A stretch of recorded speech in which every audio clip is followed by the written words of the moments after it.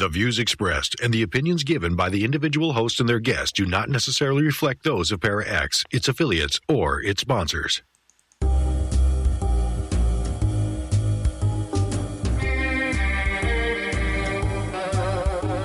Step outside of your comfort zone.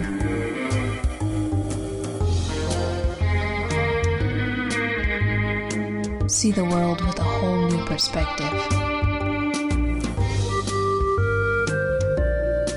Join us and experience the unexplained on the Paranormal View.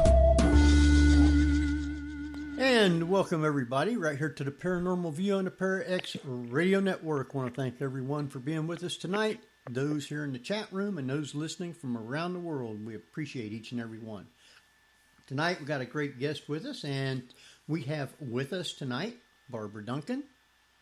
Hello everyone. And Tabby Cat Gash. How you doing, everybody? And Jeffrey Gould. Maybe. Hello. There Can he you hear me? Yeah, we can hear you. Oh, how much of a lag is there? I said it right after I heard you're saying.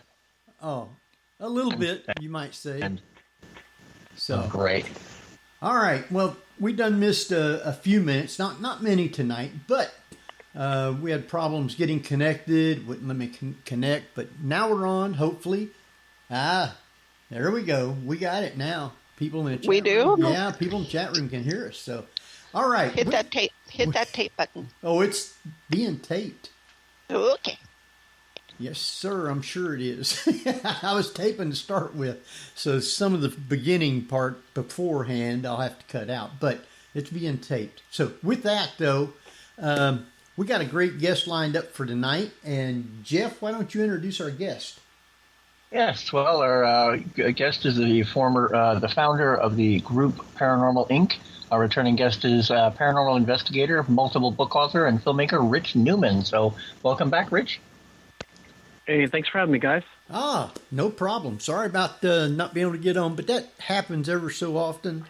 I don't know exactly what causes Centova not to connect, but sometimes it does. Machine. Yep. Yeah. Definitely. So, but we're haunted on. machine. And like I was saying, the last time we had you on was 10/8/2016, so it's been a little while. And it sounds like that was probably for my first book with Llewellyn. Haunted Bridges. We were talking about Haunted Bridges. That's the book we talked about. Oh, okay, yes. Haunted Bridges. Okay. Sure was. Yeah. A lot of haunted bridges around. I know you go through every state in this book and list different places and what they are, and then you talk about skirmishes, different battles, and you talk about frightening forts, where the dead lie, and historic spirits and structures, and antebellum haunts. Now, just right offhand, how many of these different places for your book did you actually go to? Well, it sounds like you're talking about the Civil War book. So with that one, I probably went to about 75% of them. Okay. And what about this new one here, Passport to the Paranormal?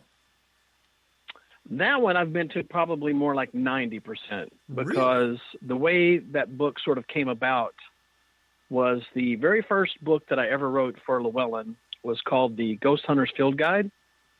And it was this massive tome of over 1,100 haunted places, state by state. And when the anniversary sort of came up for that book, they were kind of deciding whether they wanted to do a second updated edition of it or something new. And I actually thought it was better, rather than just re-releasing that book with updated info, that I sort of whittle it down to about my 300 or so favorite haunted places all over the country and call it Passport to the Paranormal. And that also kind of gave me the opportunity to go in there and put some personal stories from some of those places when I was there, and kind of just, hone it down to the best stuff, of the last 10 years or so. Right. Well, some of the places that you have in your book, I have been to. there's some others that I have been to that wasn't in the book, but they're no longer here. They've been shut down. So I can understand why they wasn't in your book. Oh, sure. And there's places actually, and the reason that we, like I say, talked about doing an updated one of the Ghost Hunters Field Guide is because just like with the issue of your place, a lot of them go out of business. They're bed and breakfast, and then they end up selling out to a private family that moves in. And then a lot of times, too, they just change names. Right. There's a lot of like little, especially on the East Coast, that seems to be like a lot of flipping on the East Coast, that you get a lot of B&Bs, that'll have one name, and then 3 or 4 years later, it's totally changed to a different name. And also the culture changes. Like one owner is totally cool with the ghost stories and folklore and stuff that happens there. And then the next owners come in and they fervently deny, that anything's ever happened there, and right. kind of poo-poo all that stuff. Well, the very first investigation that I went on before I started doing this show was just around the corner from where we live at. It was the Sorg Opera House in Middletown, Ohio. That is now no longer there. I mean, the building is there, but it's not. They don't list it as being haunted and have it for investigations. It's now an opera house and plays. They do plays there, and they also do like weddings and stuff like that. So they don't have it set up that you can investigate. That seems to happen a lot. Like, especially if they start getting a lot of negative experiences coming from people coming there and causing problems, or kids trying to break in or something because they want to see the spooky stuff. And so that's not an uncommon story, actually, and sadly. Right. Yeah. Sadly, that really is a very negative aspect of the paranormal field. And it's those few that go to these locations and they either cause damage or they're disrespectful to the owners or the spirits.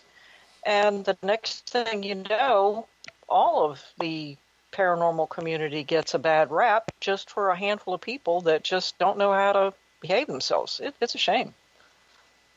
It is, and it's also one of the reasons why I almost never put cemeteries in books, just because of how many people have gone to cemeteries, drinking and hanging out and causing problems and disrespecting the dead and the families who have dead there. And so I think the only book that I've actually put cemeteries in has been the Civil War book, because of a few of the Confederate battle, burial grounds and things like that have some great stories. But they tend to be more like mini, like state-ran parks than your typical cemetery. Yeah. Now, in your Civil War book, when you do mention some of the cemeteries, most of them, I think, are pretty much associated with battlefields. So they are very much protected by, the park services that run them, or the municipalities where they're located. So it's fortunate that most of the people that go on to those places, they're watched pretty close, make sure that nothing like that happens. Absolutely. And also, they don't really have recent interments. Most of the people who are buried there are from the 1800s. So that's another, kind of reason why that, you can worry a little bit less about, a family popping up and being angry that someone kicked over, their dead mother's tombstone. Yeah. Still happens, though. I mean, sure. It really does still happen. I remember reading a few months back where somebody somewhere down south just decided to go into an old cemetery. There was a handful of newer ones, newer graves in there, but somebody had gone in there, a bunch of kids, and they knocked over some of the old gravestones. And fortunately, they caught up with some of them, and they hung them up by their Buster Browns and caused them to, either make restitution for the damages or out and out put them back. Total Oh, sure. disrespect. Total disrespect. And some of them are really popular, like the cemetery at Chickamauga is a really popular, if not ghost hunting spot, for sure kind of urban legend spot, because people have heard stories of, the green-eyed specter or monster, whichever version of the story you want to go with, that's sort of seen in Chickamauga around that old cemetery. And that's, unfortunately, that one gets a lot of, wrong people visiting there. Yeah.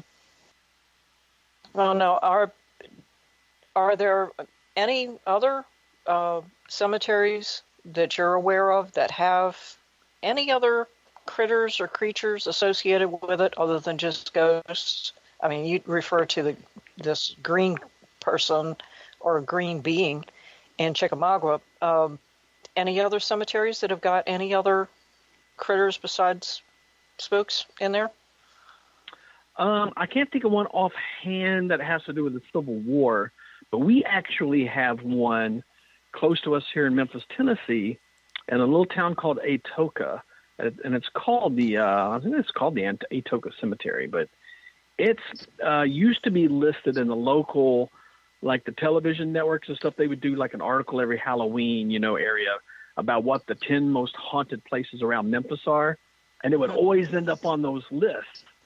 And they have these bizarre stories where people go to this cemetery at night and see these giant black creatures that look almost like a cross between like a dog and a demon with eyes and these inhuman snarls and growls and things, and all types of different things. It's actually the more people that I've talked to that have gone there, and I actually had a really spooky experience there too, if you want to hear that.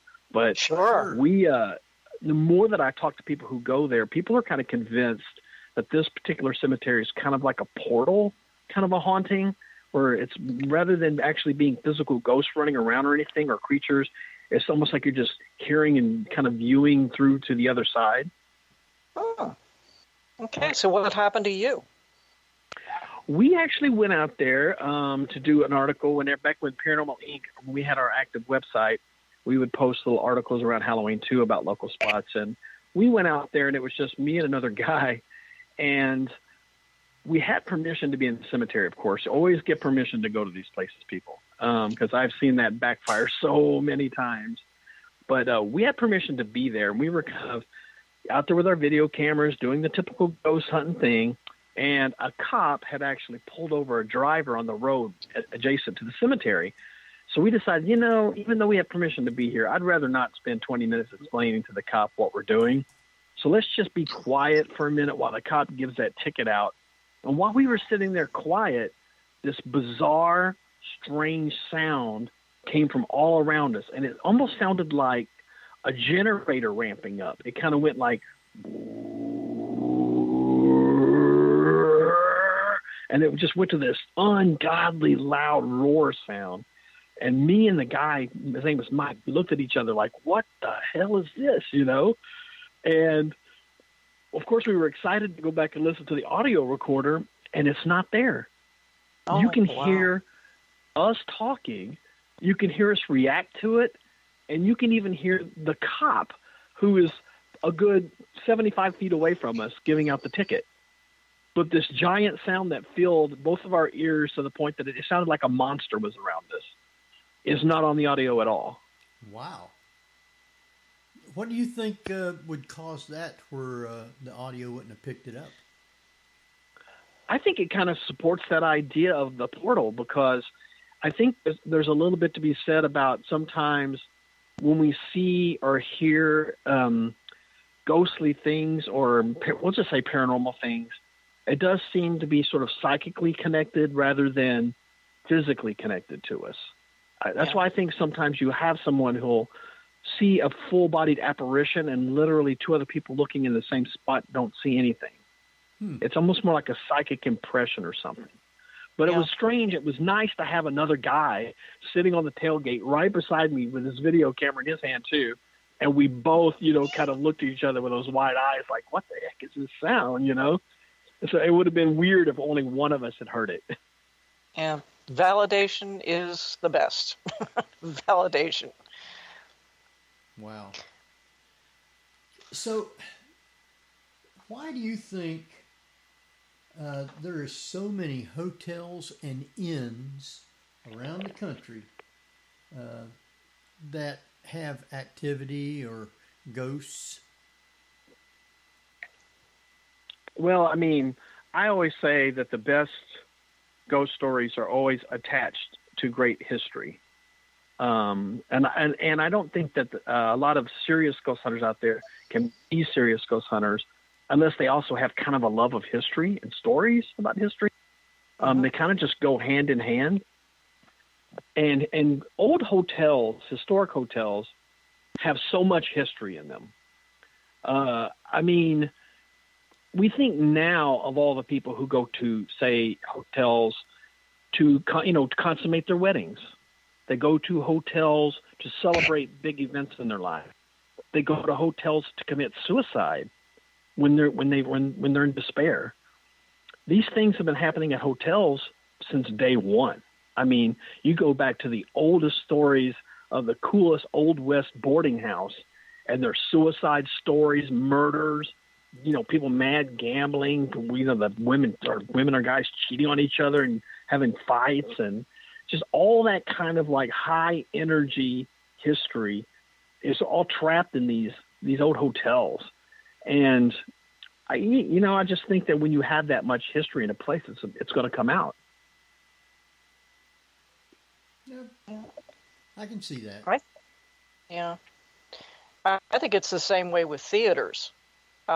There's so much energy that goes through theaters, especially older ones. Whether they started out in the 1800s or if they were just vaudeville theaters that started out in the 1920s or something. The emotions and the energy, not only from the actors and the singers and the orchestra, but the people that come to see it, and it stays there.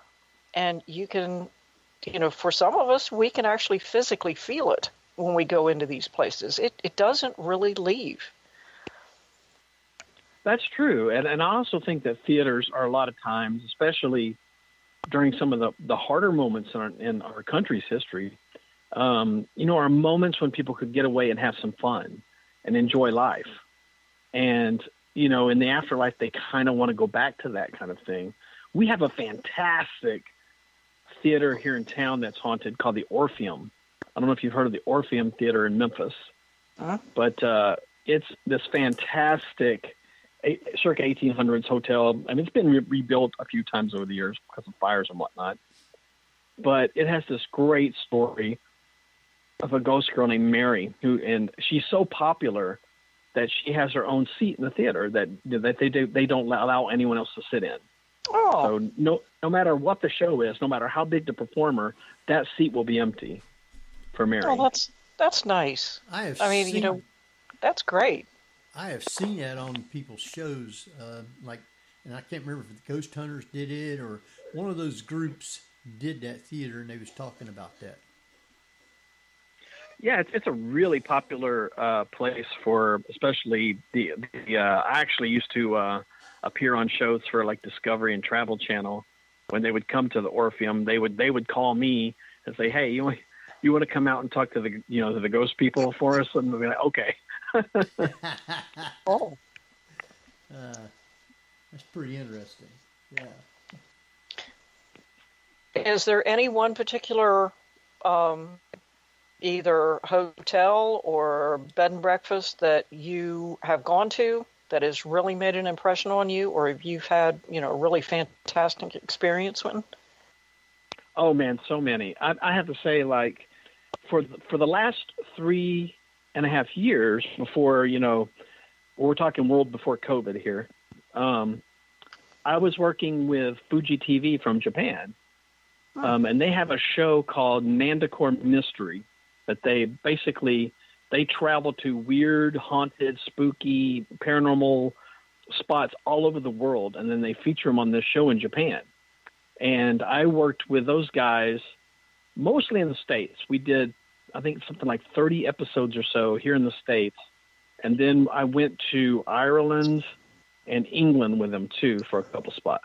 Wow. And working with those guys, we've gone to some fantastic places, where we've gotten some great, experiences. And here close to me, probably our two most popular close by haunts would be the Crescent Hotel in Arkansas, which is about an hour and a half from me. I've heard of that one. And in my hometown of St. Louis is the Limp Mansion that I've been to many times as well. That has a lot of good stuff. Yeah. I worked on a feature film out in Nixa, Missouri a few years ago, and the director, long in advance, had orally promised to let me go to the Crescent Inn, but he kind of reneged and conveniently forgot all about that promise once I was there. Oh, man, you better go after him. He owes you a good trip. And do you know Tim Pilland? I do not. I was under the impression he either worked there or he was very much he was somebody who was like a liaison or something regarding investigation. Oh, he could be. Might be. I meet so many of these people. I mean, I'll be honest with you. I travel so much that sometimes it's really hard for me to remember names and things. I remember there was a fella there, and he was one of the guys that was, on the episode of Ghost Hunters when they went to the Crescent Hotel. He does like the tours, like if you go there and you take the ghost tours and stuff. And he's kind of like the popular guy there in Eureka Springs who knows about all the local folklore and the stories of the Crescent and all that kind of stuff. But I've been fortunate enough that I live close enough to the Crescent that I've gotten to stay in all the great rooms there, stay in the, they call it Michael's room. It's where a ghost, apparently while they were building the hotel, he fell about 4 stories to his death. Yeah. And he haunts this particular room where he landed.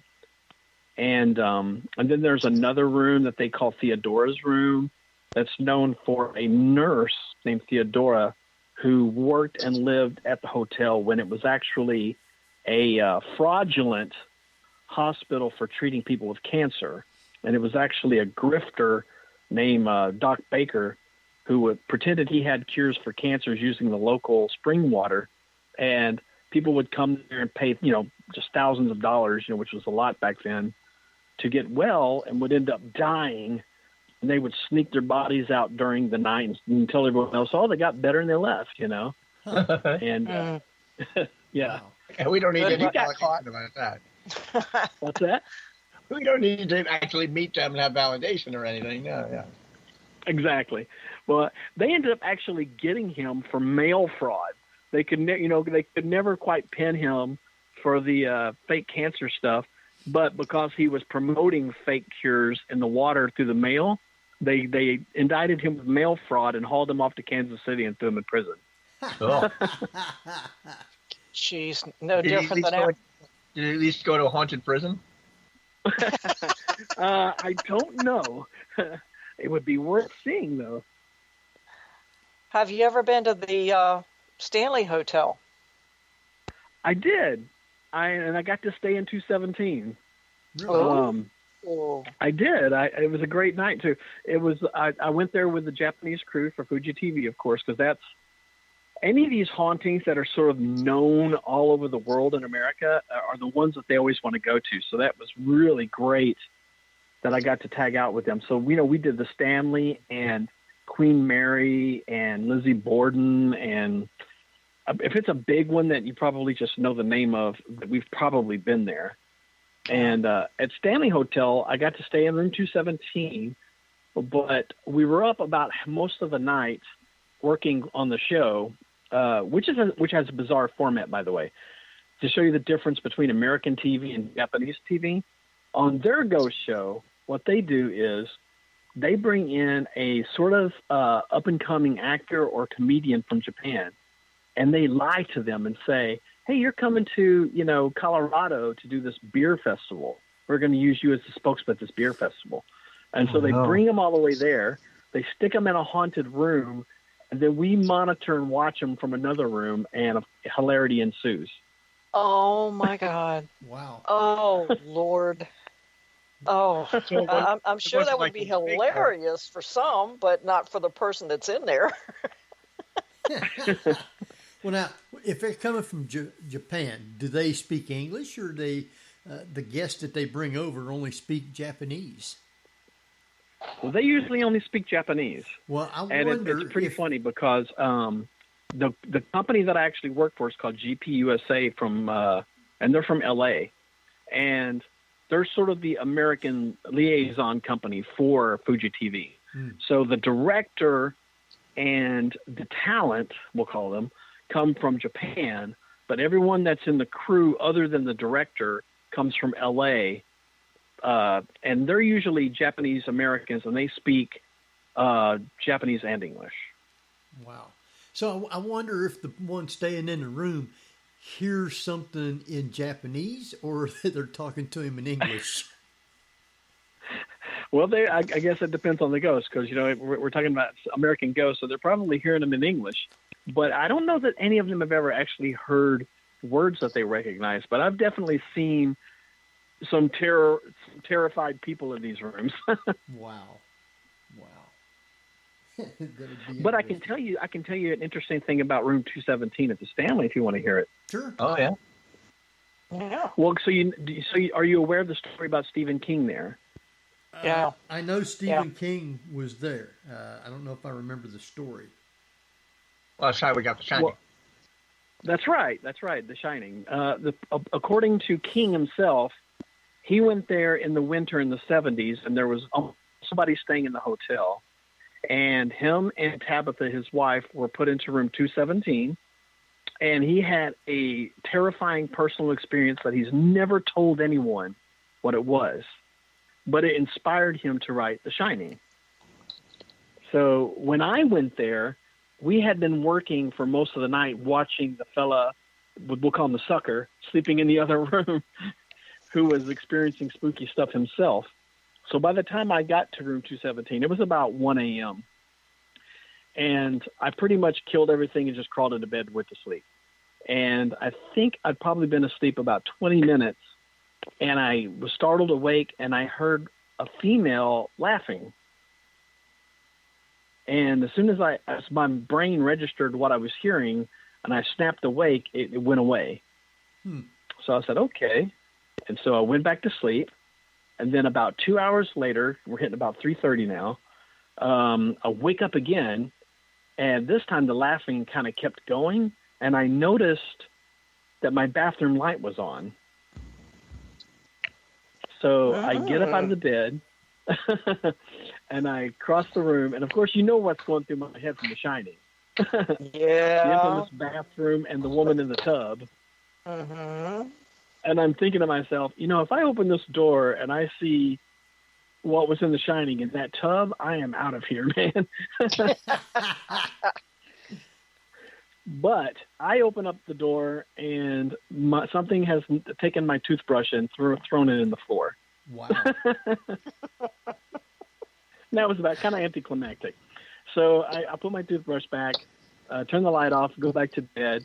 But that was kind of, but that did get me thinking, like, did Stephen King wake up and hear, a female spirit or something coming from the bathroom?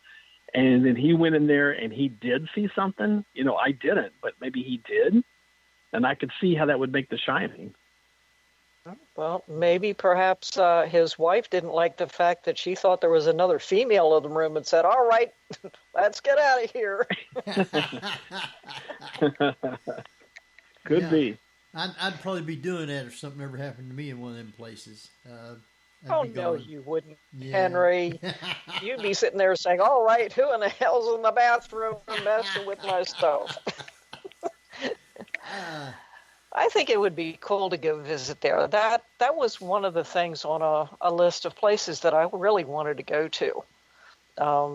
And, maybe one of these days, when things settle down and there aren't fires trying to burn everything down out there, I'll get out there and maybe, hopefully, stay in that room. And if she laughs at me, I'll ask her what the joke was.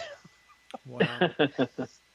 Well, that's a great place to go, mainly if for the reason that they really embrace the stories about the place and the haunting there, and they really make you feel welcome about it, And honestly, The Shining saved that hotel, because when King stayed there, it was this dilapidated, outdated, falling apart kind of place. And then after The Shining came out, and he told everyone that he got the idea while staying there, the Stanley became this instant mecca for horror fans, ghost hunters, you name it, you know? Wow. Yeah, Well, now, I guess that's good PR. Oh yeah. Well, and that's always been kind of working on these books over the years has been kind of interesting, is the amount of places that are willing to go with that PR versus when I first started. Whereas, a lot of people were still kind of poo-pooing ghost stories and not really encouraging, that side of their history. And now, thanks to, paranormal television everywhere, books, people like me writing books and things everywhere, so many more of them are willing to not only tell you their ghost stories, but they publish it on their websites and sell merch and all kinds of stuff, Yeah. I mean, in many ways, it's to me personally, there's an awful lot of places that do benefit from having, advertised that the place is haunted, and having people to come in, and a lot of times the spirits are pretty willing to talk or whatever. Then you have some other smaller places that I've noticed over the years. You go in, I went to them years ago, and the activity was pretty heavy duty. And I've gone back to visit maybe 10 years later, and the feeling there is much, and I can't help but that's because the amount of people that come into these places, they bring in a different kind of energy, good or bad or indifferent. They bring in a different energy, and it has a tendency to change the atmosphere. Have you noticed that? Have you gone back to revisit someplace? I've definitely gone back and revisited places. And because of, let's say the first time you go there, like you said, like it wasn't really a popular place, or most people didn't know the ghost stories. So it was sort of easy to kind of do like a ghost hunt on the down low, hit the hallways after midnight when everyone's asleep, and head down and, get some video and do some EVP work and that kind of thing. But now, since everyone kind of knows this stuff, it's hard to get those moments because, like I go to the Limp Mansion now, I won't go near that place on a Friday or Saturday night if I want to go ghost hunting, because I know there's going to be 10 or 15 people there up at 3 a.m. with like a Ouija board drinking, saying, hey, ghosts, come do something, and just pretty much ruining the ghost hunting vibe of the place. Wow. Yeah. Now, I know I don't like to go to these places to do investigations with the big group and pay a lot of money. I cannot do that. If I can go, I go because I'm either doing a show at the place and it doesn't cost me anything then, or I only go with a small amount of people that investigate with me, and that's it. I can't go for these big groups because when you try to do something, you're hearing talking everywhere. You're hearing them play their little that things, and just you never can get anything. So I keep away from stuff like that. Yeah. Oh, I agree 100%. I mean, I've done events that are based around, like, say, like a ghost hunting class or something. Yeah. Where, like, I'm teaching a class to a bunch Right. of people who just want to learn, like, the basics kind of situation, and then they get kind of a ghost tour kind of a thing. Right. I'm cool with, like, that stuff because that tends to pop up a lot around here around Halloween. Right. But as far as seriously ghost hunting, I don't like to honestly ghost hunt with anyone more than one, maybe two other people. Yeah. And, I really don't want to be around. I want to know 100% when I get an EVP that it's an EVP. Right. That it wasn't, Definitely. some other guy or girl in the group, who was down there complaining that they need to go to the bathroom or something, know. Right. Well, I know that a lot of times when I've got my audio running, I'll be asking questions. I never hear anything till I go back and listen. And you'd be surprised at the stuff that I actually capture from the questions and stuff like that I asked. I know I did a little house one time where a friend of mine that I was working with said, you got to come to our house because it's haunted and this and that. And I got our group together and we went. Well, now I usually have a couple investigators and at least one medium. And me and one other guy and a medium was sitting in this house and looking down the hallway to the back door and asking questions. And there's supposed to have been a little girl in the house. And I'm trying to get her to come and talk with us. And about 10, 15 minutes into it, the medium says, she's standing right in front of you. So I'm getting my camera. I'm going to try and take a picture. And Mark asks, honey, can Henry take your picture? Of course, you never heard anything, but on the recorder it says, I'm smiling. Oh. You can't beat stuff like that. And you don't know that they're there or saying anything until you go back and listen to the audio because you never hear anything. That's right. And I also tell people, when you go to a place, that have stories about it like this, just turn your audio recorder on immediately. Right. I mean, don't wait for the ghost hunt. Nope. Even when you go in, you meet everyone, and they're walking you around and showing you around. Let that audio recorder run in your hand. You got a phone. Right there. Turn on the audio recorder and let it run. Yep. You'll be surprised what you get. Sure do. Yeah, you'd mentioned you've been on the Queen Mary, you said, right? Oh yeah. Yeah, the best and so far only EVP I've ever gotten was on the Queen Mary. Oh, okay. Where was that? That was down in the first class pool area where you've got little girl Jackie and adult Sarah and sort of a grumpy male spirit Jeff, you're breaking up. hanging out. And yeah, I posted it on YouTube. Yeah, I always break. I say more than 3 words. Yes. And Kat's been breaking up. I'll send you the link, Rich, to the EVP. I'll post a link on the report page as well. Cool. With the YouTube. I had a pretty decent experience at the Queen Mary too. We were I can't think of his proper terms, and I don't want to mess it up, but he's like the pretend bosun of the ship, but he's kind of like I guess he worked, because it's a hotel. The Queen Mary is basically a hotel now, and he's sort of the what's the word I'm looking for? Who's the guy at a hotel that always tells you where the good restaurants are and gets things for concierge? you? Concierge. Yeah, concierge. He's like a concierge of the Queen Mary, but he has like a name, because he wears like a captain's looking outfit, and it's like he's the bosun or something. I don't remember exactly, but he was taking us, and I say us, me and a couple of guys from the Japanese crew around the ship and telling us the stories. And we go down into like the underneath the guts of the ship, where all the engines and all that stuff is. Right. And he's taking us through and talking about this really heavy door down there that was supposedly crushed someone. Right. Door 13. Yeah, that was supposed to have crushed someone.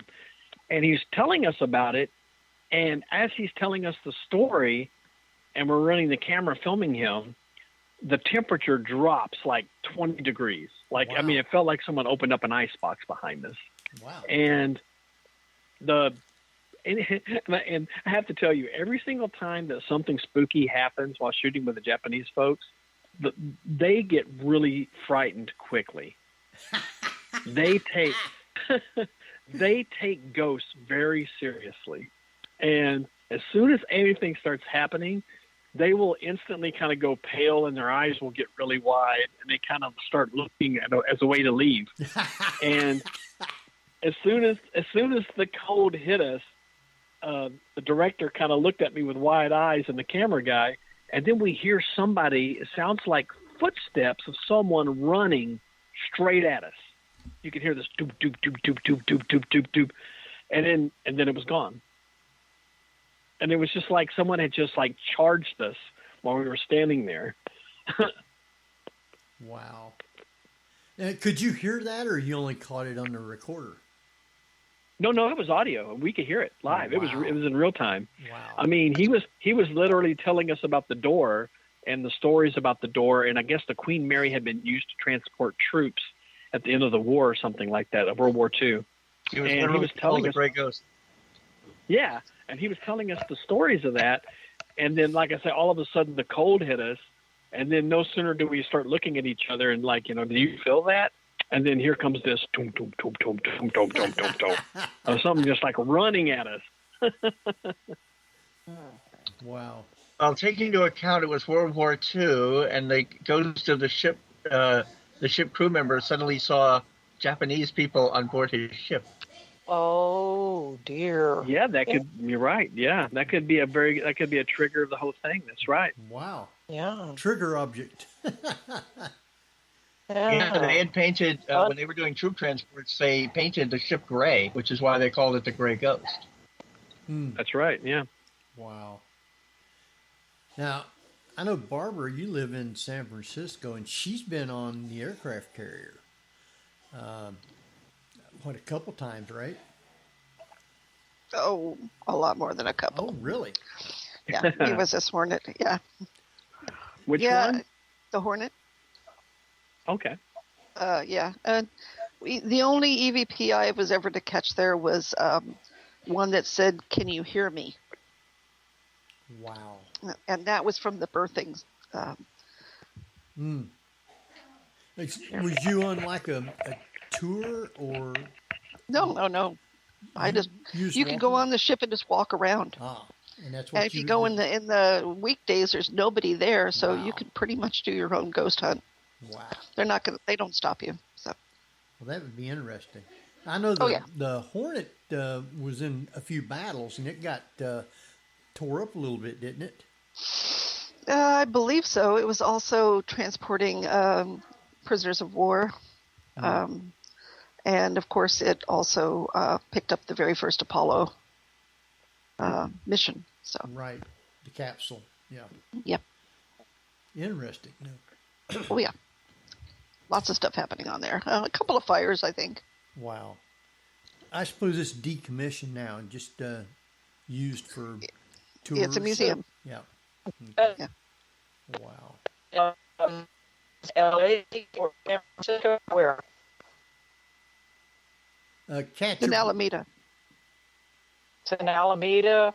Mm-hmm. That's not very far away from San Francisco, right? Cat, you're breaking up. I have no idea. Alameda, yeah, there's a naval station. And Jeff, you're breaking up. Always. I know it's not my computer, people, so. But there's something about water. We're going to actually have to exercise this one.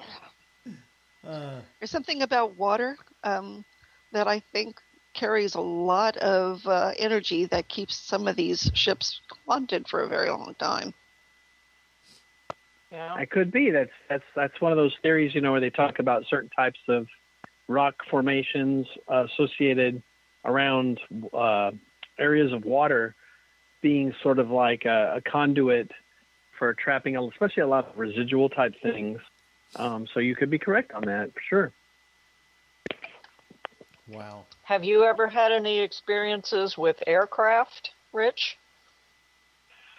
No. I think that's probably one of the few kind of places I've been to that I haven't had something crazy happen. And I don't even know that I've actually investigated any kind of aircraft. I actually just went to the USS Alabama and the USS Drum about 2 weeks ago in Mobile, Alabama. Right. And stayed at a really cool haunted little B&B there. And they had planes there, like all over the grounds. And when I was talking to one of the park, he's not a ranger, but I guess just workers, he was telling me that there was a figure that was like kind of like a shadow person, like an all black figure that's often seen standing next to one of the outdoor B-52 bombers that was used pretty heavily during World War II and even part of the Korean War. And he was saying that sometimes they get, 3 or 4 people in one day who say they see this all black figure just standing next to the underneath the prop near the front wheels of this B-52. Wow. But I don't know that I've ever actually heard of any plane with a story on there. I mean, do you guys know a story like this? Not from aircraft. No, not really. I mean, the only aircraft story that I've ever heard about, mainly just around the hangars more than anything else, not necessarily the planes, but the hangars. But I was just curious about airplanes because, there have been stories over the years, like probably the most popular is the ghost of Flight 401, where after that aircraft crashed, they took parts, bits and pieces of parts out of the wreckage and put them in other aircraft, L-1011 aircraft, and people were seeing ghosts of the crew on those aircraft. And they finally made the correlation that all of these aircraft that they were seeing these ghosts on these aircraft, they had salvaged parts from 401. And so they started yanking them out of there. And once they took all these parts out of there, the hauntings stopped. But I'm sure that there's probably aircraft, since there are so few aircraft that are left anymore, like from the major wars, World War I, II, Korea, Vietnam, that are still in existence, with the exception of that, what is that big, huge graveyard out west that's got 10 million junk planes out there in the desert or something? I'm sure that if people were to go out there at night, because they're not allowed, I'm sure there's got to be a lot of ghosts from people that died on board those aircraft. So you might want to go out there one day, Rich, and see if that shadow person really does exist. That would be a cool thing to hear you talk about next time. Well, that's definitely my kind of trip. And I'll tell you, if I ever heard about a haunted World War I biplane, I'd be all over that thing. I'd probably take a ride in it. World War I aircraft to fly in. I've been in one in Virginia, and they strapped an old World War II parachute to my butt, which was heavier than I was, and stuck me in the cockpit. And I was strapped in to the point where if I wanted to get out, I don't think I could have. And the last words that were said to me before we took off was, in the event that you find yourself outside of the aircraft for some reason, reach under your left armpit and pull that ring. And I'm thinking, how in the hell am I going to get out of the aircraft the way you've got me strapped in? But you're saying that's not an event. That's a horror story. But I mean, that was the last thing that was said to me. And I was thinking, well, how am I supposed to get out with me strapped in with like 6 seat belts? But we did loops and rolls and hammerhead stalls and everything. And it was a birthday gift from my mom's boyfriend. And when I got back down on the ground, she came running over to me and hugged me. And she says, "Oh, I didn't think I was ever going to see you again." And I said, "Well, let's put it this way. If we had crashed, at least I was doing something that I was enjoying." That was a lot of fun. That really was.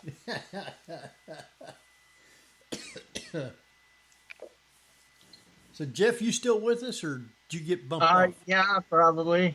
If I can say more than 7 words without it cutting me up.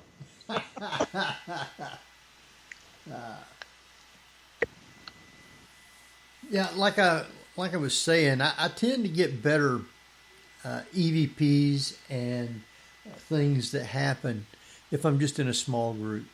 I don't like going, and I've been to Waverly 4 or 5 times with Para X Radio, and I would get to go there for free with them to do my show. But I would also get to go in there to investigate. That is one huge spooky building. Oh yeah, I've been to Waverly a couple times. Yeah, I mean, it's just one of those places that unfortunately it's hard to avoid a crowd there. Yes, like that's I mean, especially if you go for any of their official like tour times or any of that kind of stuff, you know you're going to be there with a group of 10 to 20 at least, and not more. Yeah. Oh yeah, and it's I just when I see a group like that, then I just something in my brain just goes, okay, this is not a serious investigation thing. This is just a let's have fun, take a tour, hear the stories, experience it. Maybe we'll get something great on a great photo, right? Or a great video clip or something, and just kind of concentrate. But yeah, I agree with you. Like, I mean, if I know there's going to be a lot of pollution going on, and I don't even like to be around people with those, with their broken radios doing the radio thing. Yes. And yeah, it drives me crazy. Well, they got an old school not far from me called Post Town. It's in Middletown, Ohio. And matter of fact, they've got an event, I think it's this month sometime. And you can go set your table up and, people comes in, autographs or whatever. You can talk about your show and things like that. But generally, later on after the event, if you want to stay, they have ghost hunts of the building. It's supposed to be pretty haunted, but I don't, because I leave before it gets dark. I have to drive home, and I can't see good at night, so I usually come back home. So, but I've been there, I don't know, 4 or 5 times to do the show and just go for setting up for the event and stuff like that. But it's supposed to be haunted, and they tell you the different ghosts and where they're at and stuff like that. I tend to find, though, that you don't get very much if you're with a bunch of people trying to go out and do stuff. It just doesn't work. Yeah, I mean, when we used to do the ghost hunting classes, we would always talk about ghost hunting kind of using an acronym called DICE that I wrote about in the Ghost Hunting for Beginners book that I did for Llewellyn. But it basically comes down to DICE stands for detect, interact, capture, and escalate. And it basically, if you're going to interact with a ghost and kind of get that energy flowing between you, that's kind of the goal you want. You want to kind of start interacting with a ghost. And usually when you can get that going and you can get them talking to you, whether it's EVP or just their disembodied voice and you're hearing it in real time, or maybe they're moving something for you or knocking on the wall or opening a door, whatever, you get that energy going and it can escalate. It's going to get better and better and better. And nothing kills that bit of interaction and that escalation more than, some jackass walking in and going, "Hey, y'all got some beer?" Because they, it was other people from a group in the tour with you. Wow. Right. So many times you do these public events, and people, and I don't fault them for wanting to have a good time, but I can't take those kinds of ghost hunts very seriously.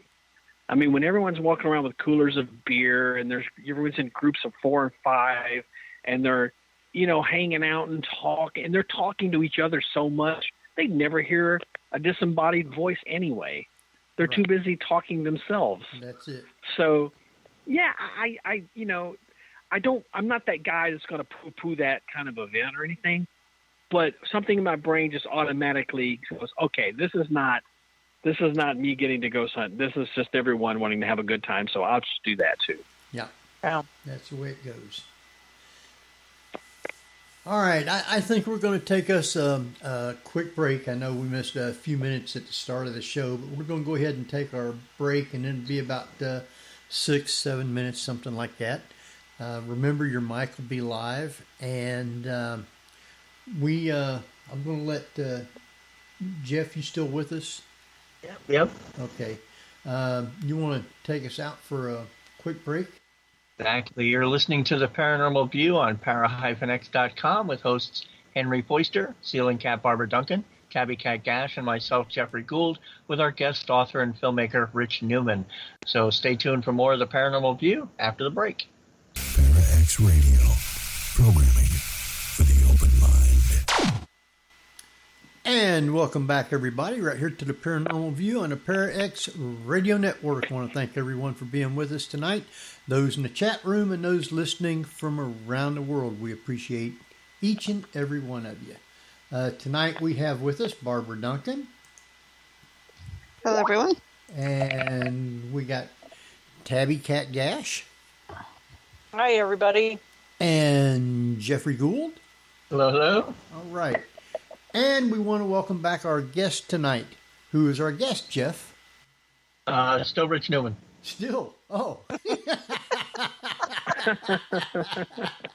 By the way, Rich, It's still me. what was the name of the TV show, Magical something? The Japanese one? What was the title again? The Japanese show is called Nandacore Mystery. Mystery. Okay. Is that Manticore like the mythical beast? No, Nandacore, like Nandakore. That would have made Ah, okay. That's why we couldn't find it. I was looking up the mythical beast, the Manticore. Yeah. My bad. I heard it too. I want to remind everybody in the chat room, if you do have questions, you can private chat them to either Ceiling Cat, Tabby Cat, or myself, Henry Foister, and we will get those right over to our guest. I know there's a lot of places that I have done that has closed. One is being, and I forget what the name of it was. It was an old folks home, and we went there, and we was down in the day room just talking, Kat and I, and we never heard anything. But the recorder, when we go back and listen to it, picks up a little girl, and she says, "Please wake up." We have no idea if someone had died or somebody was sleeping and she wanted to go home. Just, "Please wake up." And that was all we caught. But Yeah, and that's a pretty typical EVP story. I mean, people, you try to learn as much as you can about a location before you go there and do an investigation and EVP work, so you sort of ask pertinent questions. But a lot of times, because we don't hear answers coming back to us, we don't get that real-time feedback. We're kind of feeling around in the dark, and we get those unexpected kind of answers, Right. And it was a great place. It closed a few years back. It was a very small town, just off the interstate.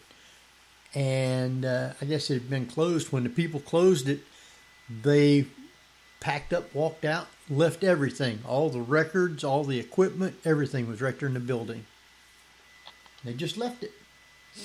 So... Wow. Shame. The people was trying to get it going as investigations and stuff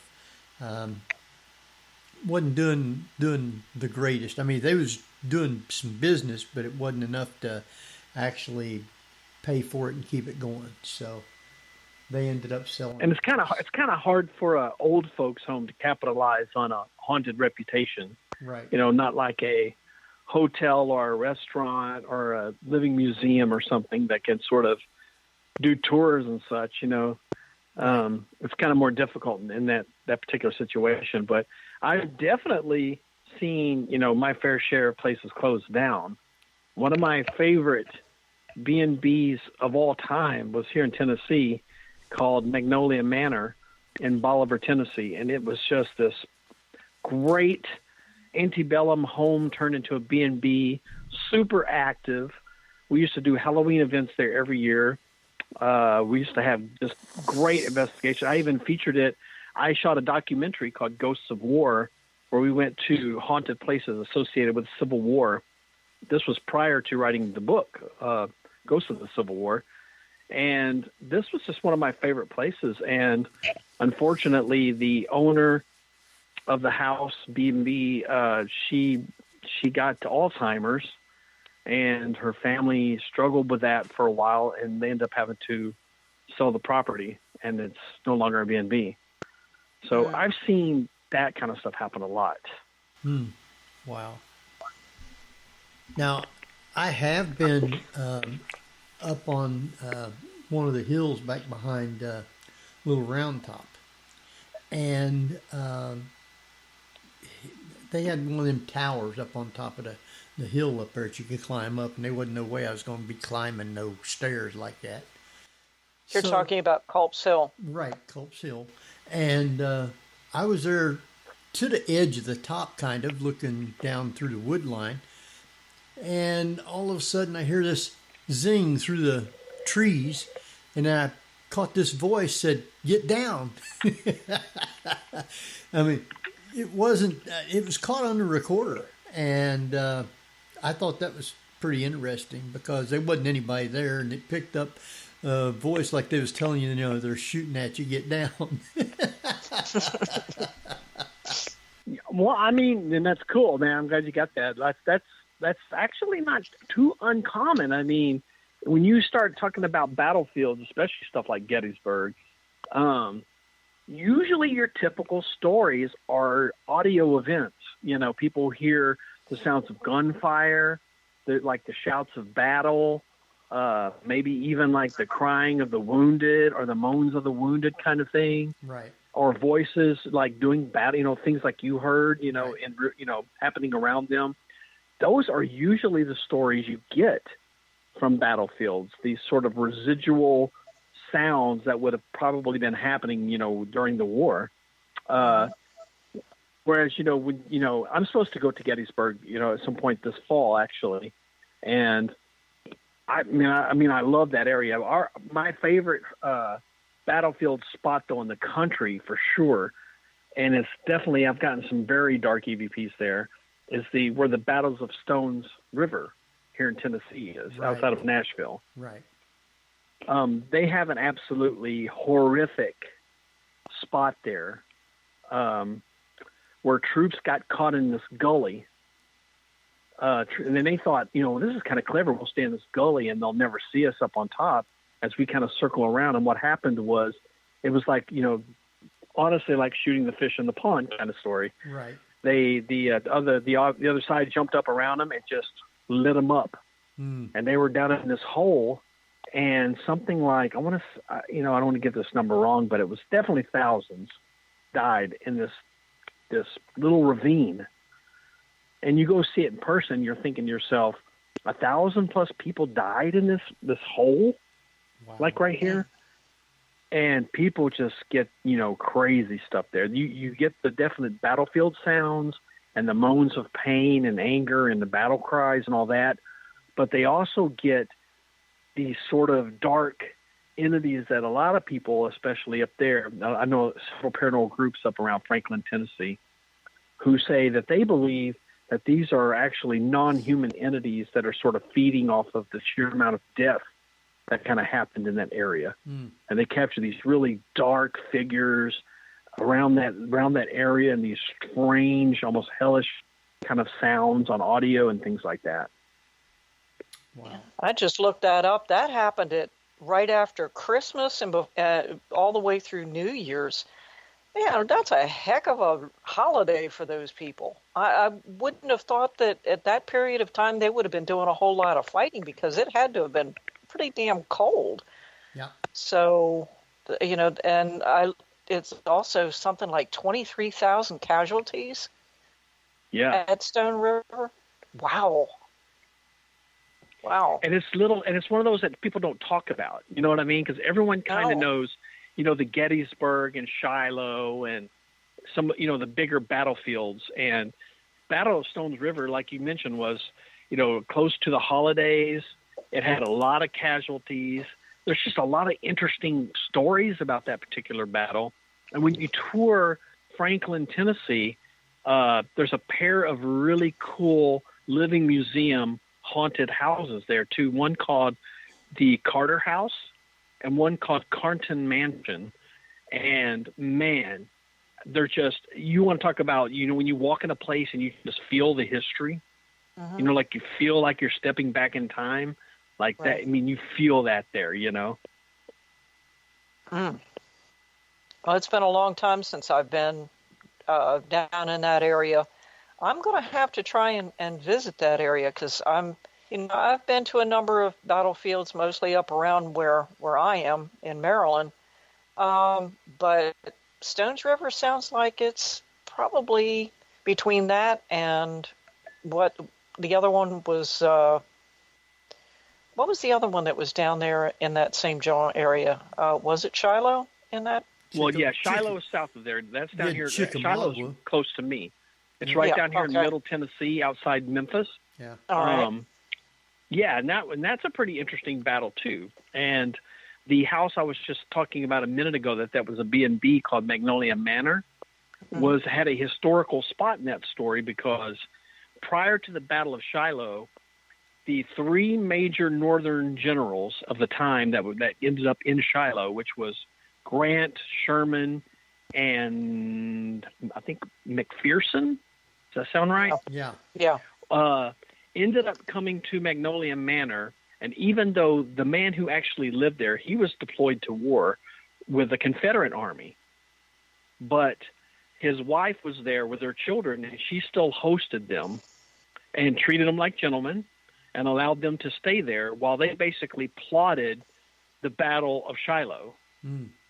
And infamously, while they were talking at the table, the woman of the house came down and was waiting on them. And General Sherman said the statement, "I believe that all Southern men should be just exterminated at birth." Wow. Ouch. Yeah. And she got really upset because her husband and her oldest son were in the Confederate Army at the time. And Grant told Sherman, "You're going to apologize to her for that," and made him stand up and apologize to her. And Sherman was so angry that he was forced to apologize to this woman that as he went upstairs to his room, he slammed his saber into the banister of the staircase and left it there. And even to this day, if you tour Magnolia Manor, that cut is still in the handrail of the stairs. Wow. where Sherman slammed his sword. Wow. Oh, what a jerk. Oh, well, that's a mild term. Sorry. Shiloh, for a lot of us Northerners, we always refer to it as Pittsburgh Landing. So instead of the Battle of Shiloh, if anybody wants to know, yeah, that was called Pittsburgh Landing. I wonder why it is that the Northern people had a tendency to name battles after areas, and the Southerners had a tendency to name it something else. It's like the Battle of Sharpsburg and the Battle of Antietam, the Battle of Shiloh, and Pittsburgh Landing. Right. That's an interesting way of putting it. So when you go to these places to investigate, I find it interesting that unless you try to relate to the spirits that are there by talking in a manner in which they can understand, in other words, using terms, names, and so forth that they would understand, you could go down to a battlefield such as Shiloh and refer to it as Pittsburgh Landing, and any Confederate soldier is going to look at you like you've got two heads. And they might not even Right. relate to you. They might not even talk to you. You've got to talk to a spirit in a manner in which they can understand you, something they can relate to. Whether, a trigger object can also just be how you talk to them. If you, like when I go on a battlefield, especially from a long time ago, because photography was still in its infancy, they had a tendency to refer to it as taking your image, not taking your photograph, but taking an image of you. So sometimes what I'll do is ask, if I really get the impression that there's someone there, I will ask them politely, do you mind if I take your image? And so it tickles me to listen to some of these people that are on these ghost hunts where they advertise them, and they're talking in modern day form about things that a ghost from the 1860s probably wouldn't know anything about. Like they wouldn't know what a flashlight is. They know what an oil lamp is. They know what a candle is, but they wouldn't know what a flashlight was. Flashlights weren't invented until the late 1890s, early 1900s. So you've got to use the vernacular and the things that they're familiar with. It's like going into a location that they don't even speak English and expecting the spirits to understand you. That tickles me. All I can figure is maybe the argument is because if they're an intelligent ghost and they've been hanging out for 200 years, that they've paid attention to these changes around the house and heard everyone else kind of talking about it or something. But I mean, I see exactly what you're saying though. And I think that sometimes kind of falling back into a vernacular and even acting in a way that was sort of related to when they were alive is a really good way to get in some interaction going with the spirit. Are you guys familiar at all with the term of Singapore theory? Yes, I am. No. Yep. Right. So, Singapore theory is the idea of sort of introducing something to the atmosphere that is indicative of the period in which the ghost would have lived. And usually this is done with music. And I have found that this works really well at antebellum homes and things associated with the Civil War, where we would actually, in my phone, I actually have a sort of greatest hits of the Civil War kind of thing. And it's all this kind of bluegrass music. And we would just kind of put it on, and it's going to render your EVPs useless. So before you start thinking about that, the music's going to mess up your EVPs. But when you play the music, you can feel almost like the atmosphere will kind of get charged, like they're hearing music from their day, and it just sort of gets them going and interacting with you. Uh-huh. Wow, hadn't thought of that. Now I definitely. Go ahead, Sorry, Kat. Henry. There was a time I was at a Trans-Allegheny lunatic asylum in Weston, West Virginia. And I had, because the place has a history dating back just prior to the Civil War, there was, many patients, and there were also residents of on the fourth floor that dated, way up until the 70s. So what I did was record music from the different eras. And as I was going along, I was playing different music, trying to get a reaction. And I finally got, I did get a couple of interesting EVPs, but the best interaction that I got using that type of technique was that I was playing music by Elvis Presley on the fourth floor where the residences were, and whoever it was did not like Elvis, because they slammed the door on me. It was like, no, I want you out. So in order to try and make sure that it wasn't the wind or somebody else or whatever, I walked back in there and I said, okay, well, I'm going to play this again, and if you don't like it, let me know. Well, I had no sooner played it and started to walk away than bam, the door slams again. So, okay, you didn't like Elvis Presley. Sorry about that. Now there's a That'd be a crime in Memphis. Oh yeah. Well, Or I was playing. I think I was playing the Battle Hymn of the Republic. I was playing it at a bed and breakfast in Erie, Pennsylvania. And this particular bed and breakfast was notorious for having a lot of Confederate people that came up there after the war. And one in particular would come into the inn and stay at the bar quite often. And he was a roughhouser and caused a lot of problems. And eventually he got murdered somewhere in the town. And it was said that he comes back every now and then. Well, I happened to have my recorder on, and I was playing the Battle Hymn of the Republic, and I felt the scrape across my neck, and it burned. And I asked the person next to me to shine their flashlight on my throat, and here there was a thin red line across my throat.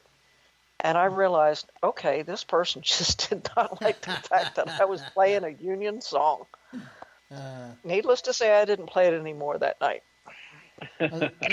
There's a place that I have always wanted to go to investigate. I mean, it's outside, but I still would like to go there and just feel the vibes and if I could actually get anything. And it's in southwestern North Dakota and southeastern Montana. The Battle of the Little Bighorn. Okay. Have you ever been there? No, I haven't actually, but I've heard stories from there for sure. I've heard that if you go there and just do your recorder, you can hear chants and the drums and stuff like that from the Indians. Oh yeah, I bet. And I mean, a lot of the places around there are so associated with the key figures from that battle. Of course, it was General Custer, right? Right. Custer Yes. got killed there. Yeah. So I mean, you get up in that area too, like Custer and a few of the other people that were sort of his big dogs that worked with him were big landowners in that whole area. So a lot of even the haunted hotels and old, like stagecoach stations and saloons and things like that up there in that area are usually associated with those guys. And they have their own kind of ghost stories about Custer and his fellows. Wow. Now, Barbara, I don't know if you've done any investigations in San Francisco, but have you ever heard of people getting a lot of stuff from around the 1906 area when they had the big earthquake there? None that I'm aware of. I mean, there's a few spots from the hotels. Remember, this was a big Shanghai port, so right. There's a lot of tunnels going through there that supposedly, but you can't get at them anymore because the ground is so unstable. Right. So. Well, I was just wondering from the destruction and all from the earthquake, because it was fires and buildings and everything just got tore down. So I didn't know if people would be able to pick up. Well, probably not, due to the fact that this city is always noisy now, with traffic and all that stuff. I doubt if you could pick anything up even at nighttime there. You can pick things up, just not EVPs. Let me put it that way. No telling. It sounds like Memphis at night. Oh, yeah. Oh, I bet Memphis too, yeah. Wow. So I know that there's a lot of places around that I would have liked to have been able to go to investigate, but I'm not traveling anymore now, very little. Usually we'll go to Gettysburg once a year, and everybody comes there and gets up with me, and we have a good time. But I haven't been the last 2 years. I'm not going this year. A lot of it is due to COVID, and it's trying to make a big comeback. So how much has the COVID affected I would say the paranormal in general. I doubt that it's affected the ghosts a whole lot, but it's No. definitely affected, hotel travel and tourism for sure. I mean, and it's, the last year I kind of looked at it as like, this is an opportunity to sit down and write this book, Passport to Paranormal, and, do this update that Llewellyn's been wanting for the last, year or so. And I just kind of, took it as that. But now that we're heading into the pandemic part 2, it's getting very frustrating to not be able to travel. And this has really been more evident on my end from, of course, the guys from Fuji TV can't really come into the country. And Japan has had its own problems with the pandemic. Right. They don't have the access to the vaccine that we have, and they've really struggled with getting everyone vaccinated and dealing with quarantines and all that kind of stuff. So I don't know that it's affecting ghosts, but it's definitely affecting paranormal tourism. Wow. So how many places or locations have you got to go to or done out in the Southwest and West? Quite a bit. I mean, when you get into looking at some of the locations that I put into this newest book, I mean, like I say, I've been to about 90% or so of all of these. And so, some of these were trips with Fuji TV, and some were for previous books, and some are just me. I'm just a traveler. If I can just, Memphis is a great spot right in the center of the country. Right. So, yeah, it's really great for just, being able to get out and travel around. And of course, the coast being the farthest away. But some of my favorite spots have been out west, especially you get into in Nevada.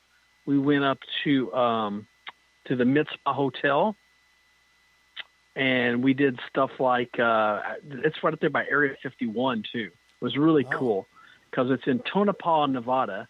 And so when we drove up there from Las Vegas, we basically got to pass right through Area 51 and got to do a little bit of sightseeing there and go to the little alien and the infamous mailbox and all that. And then went up to Tonopah, and they have this great circa late 1800s hotel called the Mitzpah that just is really cool because you can it still looks like a 1800s saloon. Wow. Except with slot machines. Slot machines. I mean, it's still Nevada, right? Right. It's still got bandits, right? The one-armed kind. Exactly. So, I mean, some of my favorite spots are out there. We also went to Arizona, and I love the Hotel Monte Vista. I don't know if you guys are familiar with this place. No, where's it at? In Arizona. It's in the hippie town in Arizona. Usually I can just name it at the top of my head. Sedona? Which one? Sedona? No, but it's in that area. Bisbee? Well, you got Sedona, you got Flagstaff, you got Bisbee. Bisbee's Flagstaff. It's in Flagstaff. Oh, okay. That's it. Yes. It's in Flagstaff. And what was cool, I remember because I'm also this huge craft beer nerd.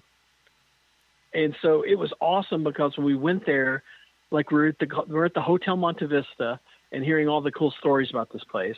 And as they're telling us about the stories, I'm looking around, and there's something like 10 craft breweries all in walking distance. And I'm thinking, this is going to be a fun night. Wow. Interesting. I like the Old West. I like the old cowboys and all that stuff because I was a big cowboy nerd, like Hopalong Cassidy and Tim Holt, all them old cowboys. And so I always wanted to go out west and be able to ride a horse and stuff. Of course, you can ride horses everywhere, but I mean, going out there, it'd be something else altogether for me. Now, see, you sound like my old partner, and he had this really strange idea that if we were going to go and visit a lot of those kind of haunted places, that we should kind of head out towards like Nevada, California, you know, I guess kind of following the old gold rush kind of a trail kind of thing. Right. But honestly, if you're into that stuff, the best state to go to is Arizona. Because Arizona, you still have, if you look at, for instance, like the Arizona section of my book, almost all my favorite places in Arizona are those Old West places, like Big Nose Kate's Saloon, right, the Birdcage Theater, the old Copper Queen, the Red Garter Inn, even the old Yuma prison, where they used to throw all the old gunslingers they would capture. All these places are such great haunted hot spots. Like, you mean you could soak up all of the 1800s gunslinger stuff and ghost stuff that you would want in one short trip through Arizona. Wow. Well, they had a lot of them there. They had Billy the Kid and just a whole bunch of those bandits and stuff like that. Well, sure they did. And I mean, people forget, though, that Arizona is the center of almost all of what we think of as when that horrible period of an American history when we were actively fighting the Indians so much, the Native Americans. Right. So, like, when we were really going after the Comanche and the Apache particularly, who were pretty vicious, strong fighters, right, that was mostly in Arizona and New Mexico. And a lot of times what we think of as sort of like the meaner kind of gunslingers of the day right, would go through Arizona. I mean, you look at Big Nose Kate's, for instance. right. Big Nose Kate, the person that the saloon is named after, she dated Doc Holliday. Wow. And that was his main girlfriend, even through like the Tombstone period when he fought with Wyatt Earp and everyone. Right. All these people hung out at Big Nose Kate's Saloon and the Birdcage Theater and the Copper Queen and all these places. So, like, I mean, you had to be a pretty mean, kind of a badass, to hang with the fighters down in Arizona back in the day. Wow. So Big Nose Kate was too. I mean, didn't she? And there was another saloon keeper down there, and I can't remember her name. But Big Nose Kate and her got into an argument, and I believe one of them knifed the other one. You're right. You're dead right. Kate was a badass, and I mean, there was a reason that Doc Holliday was in love with her. And I mean, and she was a strong business owner at the time. She, being Big Nose Kate's, was probably the biggest saloon in the Southwest at that time.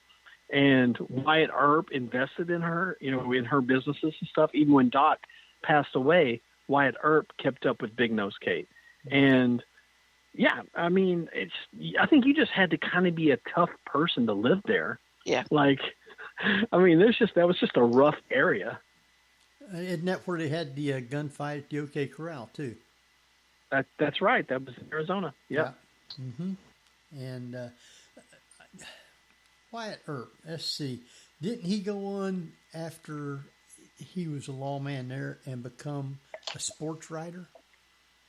He was. Oh my goodness! Don't get me lying. I have no idea.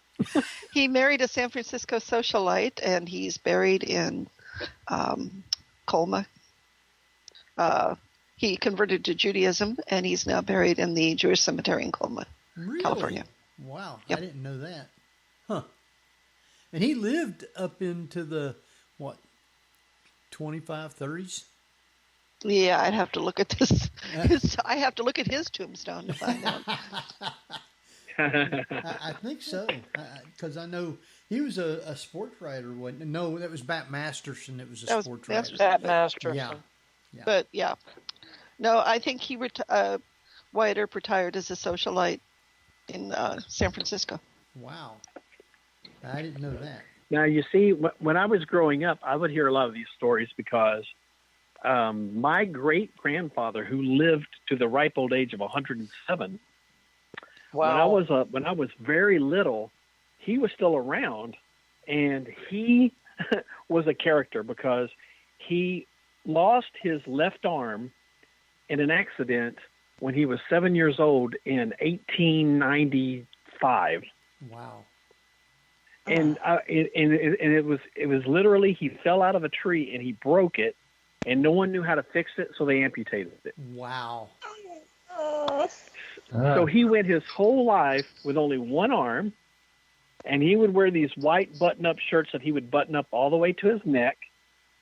And every time that I ever saw him, he would be sitting in a room by himself with a spittoon. He actually had a spittoon and chewed tobacco. Wow. And he was a Pinkerton gunslinger up until the 1940s. Wow. And there were several articles written about him in the Kansas City Star because he was kind of known as this one-armed gunslinger. Wow. See, right there, Cool. there's some stories you ought to put in your new book. Yeah, definitely. Yeah. Well, he was a trip. I mean, because when I would visit him, I was a St. Louis city kid. And then I'd go visit this guy, and he's sitting here with his button-up shirt, his handlebar mustache, using a spittoon, and talking about chasing down gunslingers in the early 1900s, you know? Wow. What great memories. Yeah, I know my family came from the Manchester area in Kentucky, and there was feuds. I think my family left that area in the early 40s. But my grandpa, the house where my grandma lived, he got killed in a logging accident, and he's buried up on the hillside of the home where they lived. I've been there and got to go up and see the cemetery. But the area, you had to be careful because our last name was Foister, and there was other families that didn't like the Foisters, and you could get shot very easily. I mean, even to this day, they still have feuds and stuff in that area. So it's Well, let me give you a good reason to go back to Kentucky, because it'll bring us back to the ghosts here and also satisfy your need for the Old West. So in Kentucky, there's this fantastic bed and breakfast that you can stay at called Talbot Tavern. And when you go to Talbot Tavern, it actually dates back to the 1700s. Wow. In Kentucky. Oh. It was one of the oldest spots on the old stagecoach trails heading to the Mississippi River from the East Coast. Wow. And this place is a trip.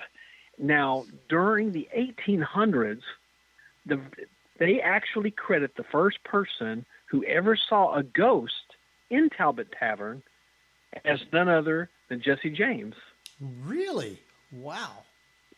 Huh. And what happened was in the 1800s, Jesse James had become the hot outlaw, and Missouri was after him.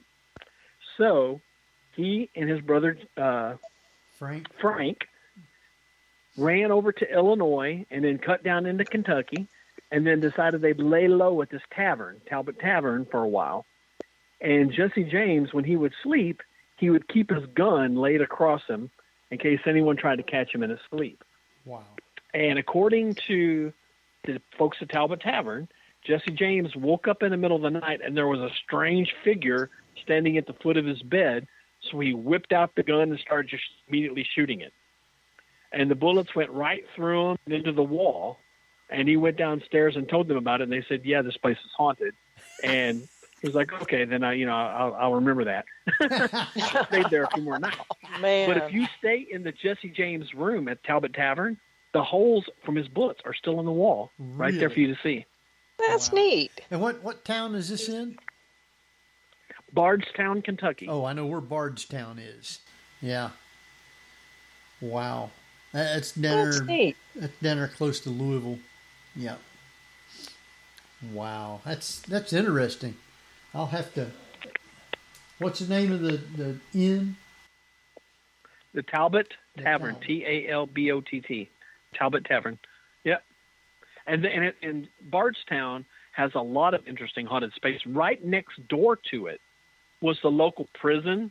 Because, like I say, this was a frontier tavern / roadhouse / post office / everything that would have been pertinent to everyone who was staying in that area. Everything went through the Talbot. And so they built this little prison right next door. And it's a B&B now that's also haunted that you can stay in, and you can actually sleep in one of the cells, and it's called Jailer's Inn. Wow. I don't think I would want to stay there. Oh, why not? That sounds like fun. Yeah, right. You go ahead and stay there and let me know what you see.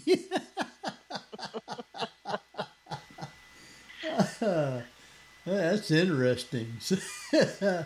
I'll have to remember that one.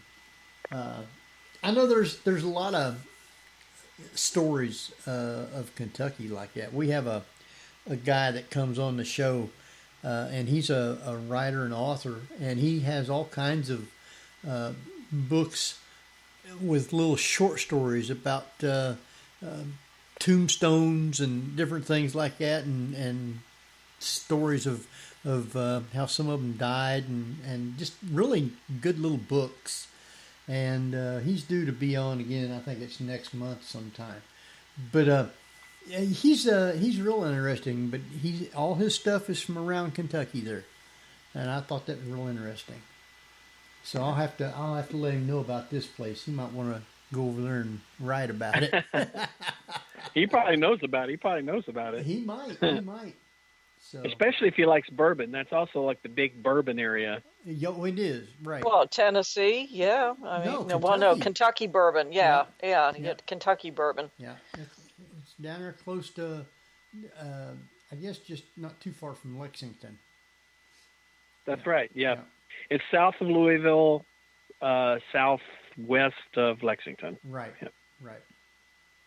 So, interesting. Now, Rich, during your travels, have you found that, are there any particular areas within the United States that you found to have the most paranormal stories come from? I mean, not including battlefields, which of course are notorious for them, but I'm just referring to general areas such as the South or the North or the Northeast or the West Coast. Well, don't we kind of all generally acknowledge that the entire city of New Orleans is haunted? I would say so. Well, yeah. I've never been there. Excuse me. Hairball. I've definitely seen quite a few cities that seem like they have quite a large plethora of haunted spots, New Orleans being the most obvious. I mean, I don't think you can go to a place in the French Quarter that doesn't have a ghost story, or an interesting tale about it. Right. And Savannah, Georgia is right there with it. Savannah, yes. Like almost every restaurant, hotel, anything you go to is going to be that way. But I've also seen that in smaller towns that just seem to sort of, whether you want to kind of pull on something like the idea of a portal or even ley lines or something like that, that it just happens that everything there seems to have some kind of bizarre, strange tales. Eureka Springs, Arkansas, is like that. They just have a lot of haunted places in one city. And when you go to the Crescent Hotel and take their tour, the fella that I was talking about that does tours there, and he was on the show Ghost Hunters and Ghost Adventures and all that stuff, but he often says, you can't walk through Eureka Springs without hearing a ghost story. The whole town seems to be haunted. And whether it does seem like a lot of these towns that are built around like natural springs that are running underneath them, and that combination of certain types of stone and water seems to conduct a lot more paranormal activity. But number one place for me would be New Orleans for sure in America. Wow. Interesting. So, what have you heard of an area where there's been a lot of big tragedy and stuff being haunted? A lot of what? Tragedy, Oh, yes.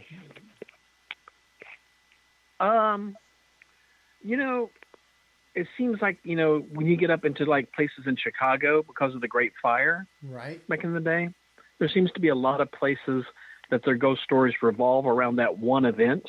Wow.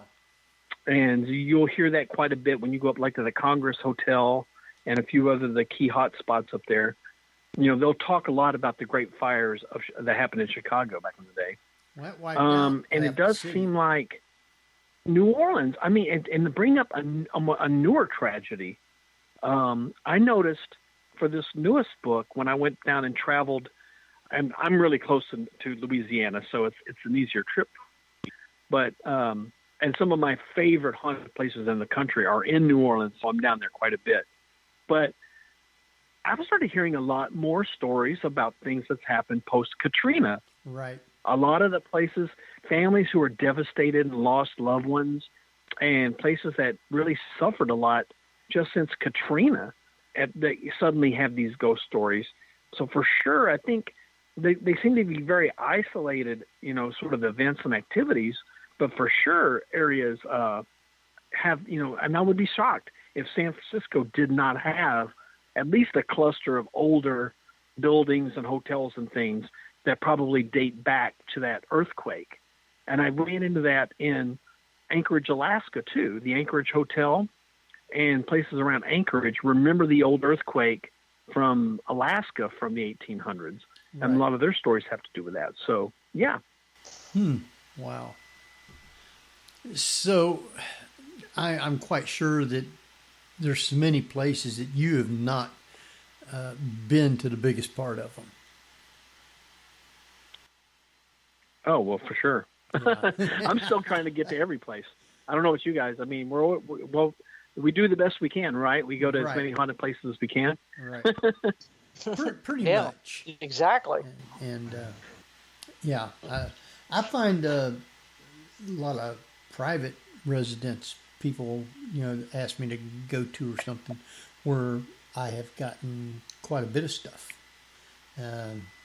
Really interesting stuff. But you know, it's just what you pick up. You don't know that much history about, because the people hadn't lived there for very long or whatever, and they don't know any tragedy or history of anything. So when you pick stuff up like that, you just have to assume that it's there from something else. Well, speaking of ghostly items, is anybody else hearing a little tiny bell? Yes. Okay. I have not been hearing a bell. I have not listened for it, but I've got the recording, so. Yeah. It's just like somebody hitting a small little tinkle bell. Metal bell, just like ding. Huh. Yeah. Well, I've heard it periodically. I know the one night I was picking up foghorns, and I even asked Barbara, I said, "You guys hear a foghorn out there?" And she says, "No, there's nothing here." But I mean, it was on We don't have any ships going by. Nope, nothing, just foghorn. Well, I've always had a kind of bizarre relationship with private cases, in that, you know, I always tell people to be, you know, especially people who are starting new paranormal groups, to be sort of leery of doing private cases, just because when you do a haunting at a private home, there's a certain amount of expectation that sort of comes with it, and it's difficult to wade into a private haunting. And, you know, those people are kind of coming to you because they want you kind of to get rid of the ghost. And that becomes kind of a problem, because there really is no great guaranteed method of getting rid of a ghost. Right. And I've seen this come up time and time again, you know, where people are genuinely beleaguered with, you know, a haunting, and they call some, you know, local group that's, you know, a bunch of people who just get together to have fun at ghost places and stuff like that. Right. And they come in, and they're so caught up in capturing EVPs and trying to get photos, videos and stuff. You know, they're not thinking, you know, this is a real family who's living here who wants actual resolution.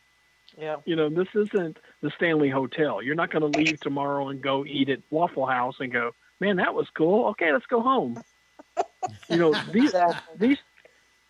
these people want an actual resolution to this. they came to you for a reason.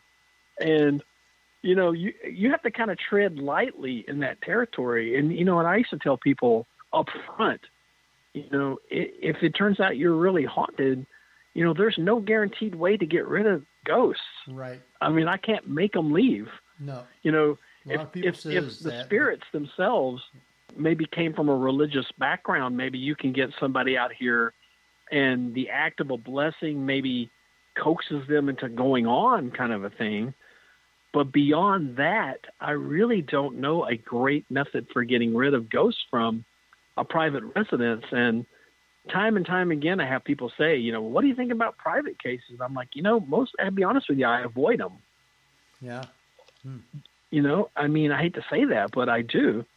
And my next book that I'm already working on, probably I'm knee deep in, about halfway through, is actually a book about a private case that I've been working with a 3 generations of a family in Missouri who've lived in a haunted place.